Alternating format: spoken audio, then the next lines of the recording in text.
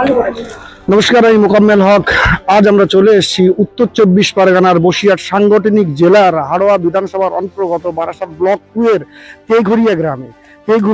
তেঘরিয়া গ্রামে মূলত এই যে মুফতি আব্দুল মাতিন সাহেব, হাড়োয়া বিধানসভার মনোনীত প্রার্থী তৃণমূল কংগ্রেসের মুফতি আব্দুল মাতিন সাহেব, তার সমর্থনে বারাসাত ব্লক 2 এর তৃণমূল কংগ্রেসের সভাপতি মনিরুল ইসলাম মনি মহাশয়ের নেতৃত্বে, শুধু তাই নয়, তার পাশাপাশি তার নির্দেশে দাঁতপুর অঞ্চলের সভাপতি আমিনুল ইসলাম মহাশয়, তিনি একজন দক্ষ সংগঠক।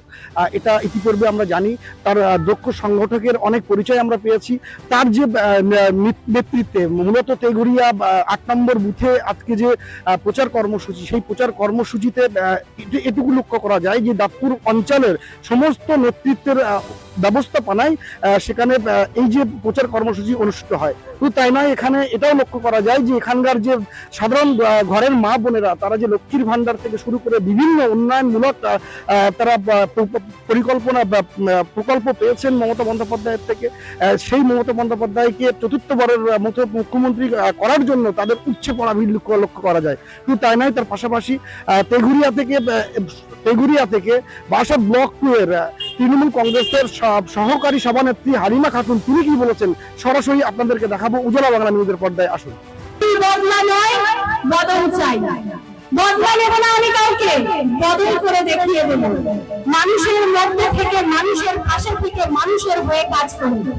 আমরা যেটা দেখেছি, গণতন্ত্র বলতে যেটা আমরা বুঝি, গণতন্ত্র হচ্ছে কি, মানুষের জন্য কাজ করতে হবে, মানুষের হয়ে কাজ করতে হবে, মানুষের দ্বারা কাজ করতে হবে। সেই গণতন্ত্রকে, সেই ডেমোক্রেসিকে মেনে চলেছে আমাদের মাননীয় নেত্রী মমতা বন্দ্যোপাধ্যায়। তাই তো তিনি 100টার মতো প্রকল্প দিয়ে মানুষের পাশে, মানুষের সঙ্গে তিনি থেকেছেন। প্রত্যেকটা মানুষকে 8 থেকে 80, জন্ম থেকে মৃত্যু, প্রত্যেকটা মানুষকে তিনি সর্বক্ষণ সবার জন্য ভেবে চলেছেন সমস্ত উন্নয়নের কথা।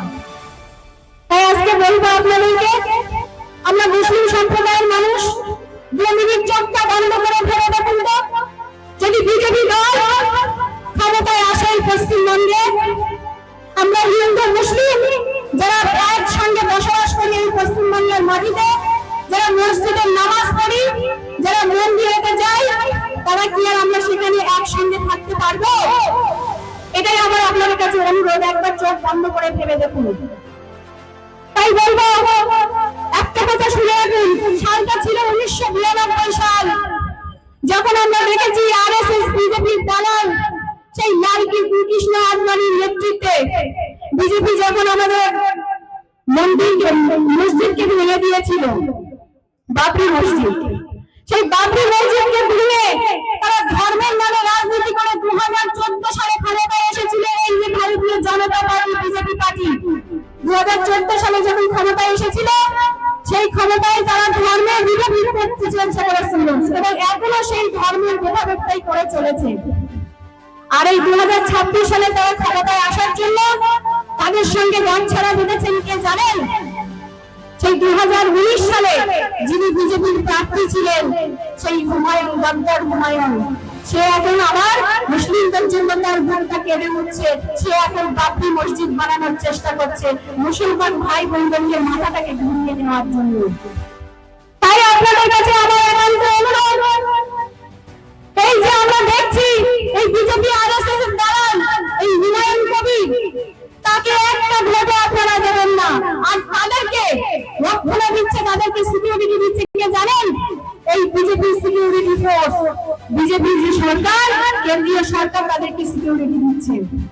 আর আমরা দেখেছি যে নওশাদ সিদ্দিকী যে কিনা আমাদের একটা আরেকটা পার্টি খুলেছে, সেটা হচ্ছে খাম চিহ্ন।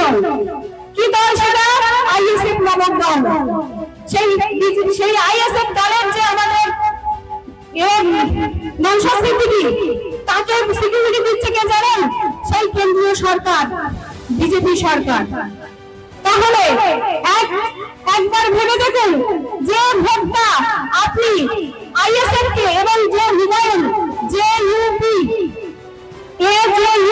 জনতা জনতা উন্নয়ন পার্টি, এই দুটি দলকে যদি আপনারা ভোট দিবেন, সেই ভোটটি অ্যাকচুয়াল আপনি কাকে দিচ্ছেন? বিজেপি সরকারকে দিচ্ছেন। তাই আপনাদেরকে মনে রাখতে হবে, আপনি যে কাজটি করছেন সেই সিদ্ধান্ত, সেই কাজটি সঠিক করছেন কিনা সেটা আপনাদেরকে ভাবতে হবে। আজকে আমরা দেখেছি দাঁতপুর গ্রাম পঞ্চায়েতে আমাদের মাননীয় প্রধান মনিরুল ইসলাম মহাশয়ের নেতৃত্বে এবং আমিনুল ইসলাম মহাশয়ের নেতৃত্বে আমরা যখন এখানে দুয়ারে সরকার প্রকল্পের মাধ্যমে টোটাল তেগুড়িয়া গ্রামের মায়েদের বলে দেওয়ার যতগুলো মায়েরা লক্ষ্মীর ভান্ডার পান তাদের সকলের ফর্ম ফিল আপ করে দেওয়ার ব্যবস্থা করে দিয়েছেন আমাদের প্রধান সাহেব। এছাড়াও এখানে যে সমস্ত বাবারা কৃষক বন্ধুর টাকা পান তাদেরকে সহযোগিতা করার চেষ্টা করেছেন আমাদের সমস্ত তৃণমূল কংগ্রেসের কর্মীরা সকলে, এবং আমাদের যে সমস্ত মানুষেরা আপনাদের সহযোগিতা করেছেন সকলেই এই মুখ্যমন্ত্রী মমতা বন্দ্যোপাধ্যায়ের দোয়া আশীর্বাদের সকলেই আপনাদের পাশে থেকেছেন। তাই আপনাদেরকে বলবো, আপনারা যে দিন যে সময় আমাদের আসতে চলেছে 29 এপ্রিল, সেই দিনে আপনাদের এই উন্নয়নের কথা ভাবতে হবে, আপনাদের এই দিনের কথা ভাবতে হবে, মানুষ মানুষের পাশে থাকে সেই চিন্তা ভাবনা করতে হবে। তাই আপনাদেরকে বলবো, আমাদের যে এসআইআর নামন করে বিজেপি শাসিত যে সরকার, যে কিনা আমাদের দেশের মানুষকে, পশ্চিমবাংলার মানুষকে উত্তেজিত করে চলেছে, তাদেরকে যোগ্য জবাব দিতে হবে। তাই বলি, আমাদের যে এসআইআর এর মাধ্যমে আন্ডার অ্যাডজুডিকেশন বলুন এবং যারা ভোটে বাতিল হয়ে গেছে, ডিলিট হয়ে গেছে, তাদের জন্য কিন্তু কোন দল একবারও দিয়ে বলেনি। তাদের জন্য বলেছে কোন দল? সেই একমাত্র বাংলার নেত্রী মমতা বন্দ্যোপাধ্যায়, সেই কালীঘরে থাকা চটি পায়ে এবং পরনে সাদা শাড়ি পরে সেই মেয়েটি, সেই একমাত্র কালী কোনটা পরে গিয়ে সুপ্রিম কোর্টে টেবিলকে চাপড়ে বলেছে, আবার যে তেঘরিয়া গ্রামের যে মানুষগুলোর ভোটগুলো কেটে বাদ দেওয়া হয়েছে, তেঘরিয়া গ্রামের যে মানুষগুলোর ভোটগুলো আন্ডার অ্যাডজুডিকেশনে রাখা হয়েছে, তারা কেউ বাংলাদেশ থেকে আসেনি, তারা কেউ বাংলাদেশি নয়, তারা কেউ মায়ানমার থেকে আসেনি, তারা কেউ রোহিঙ্গা নয়, তারা সেই তেঘরিয়া গ্রামে বসবাস করেছে, এখানে মানুষ হয়েছে, তাদের ভোটটাকে কেন কেটে বাদ দেওয়া হয়েছে? তোমরা জবাব দাও।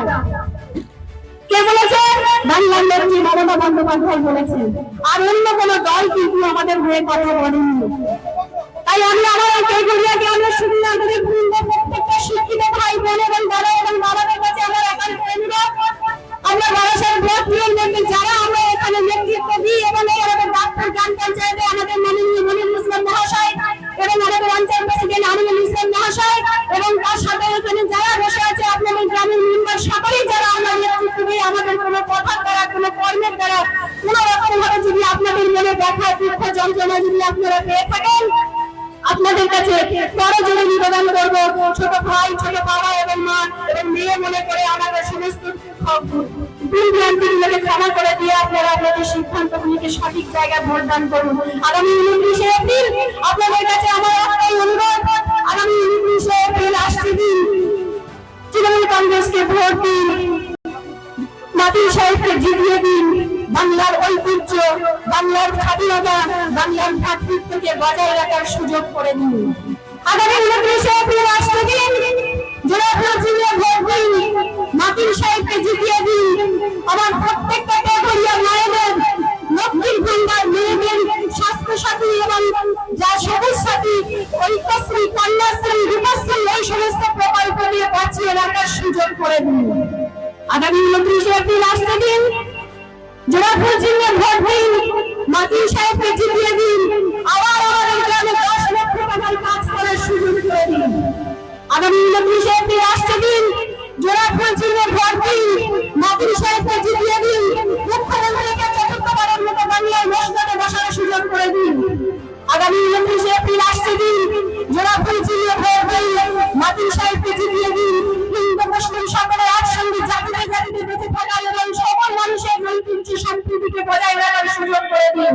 প্রত্যেকটা মানুষের কাছে আমার এই একান্ত অনুরোধ রইল, প্রত্যেকে আজকে এই জায়গা থেকে শপথ গ্রহণ করে আমরা এখান থেকে উঠবো।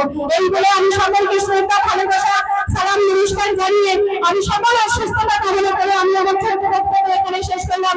জয় হিন্দ, বন্দে মাতরম, তৃণমূল কংগ্রেস জিন্দাবাদ, মমতা ব্যানার্জি জিন্দাবাদ, আমার তেঘরিয়ার মা বোনেরা জিন্দাবাদ, বাবারা জিন্দাবাদ। ধন্যবাদ। উনি তথ্য সম্মেলন সব সময় সুন্দর